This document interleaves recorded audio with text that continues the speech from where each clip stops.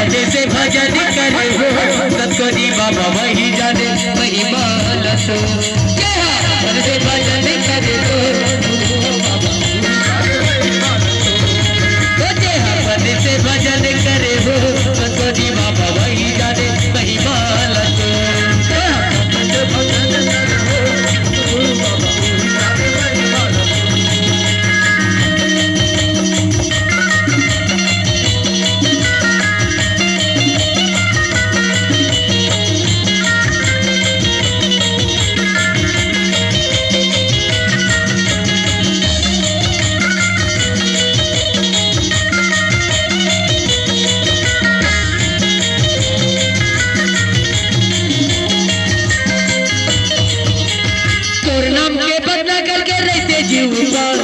मन की मनौती पूरा होते सदायो मन की मनौती पूरा होते सदायो मन की मनौती पूरा होते सदायो तोर नाम के बंदा करके रहते जीवन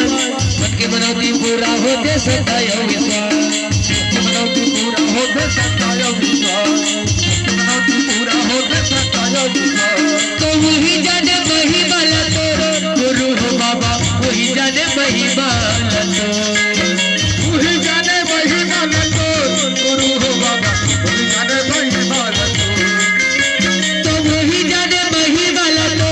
सतगुरु बाबा वही जाने वही वाला तो वही जाने वही वाला तो सतगुरु बाबा वही जाने वही वाला तो सतनाम साधे मुक्ति के छोर सतगुरु बाबा वही जाने वही वाला तो मन से भजन करे हो सतगुरु बाबा मन से भजन करे तो सतगुरु बाबा वही जाने महिमा तो ये मन से भजन करे तो सतगुरु बाबा वही जाने महिमा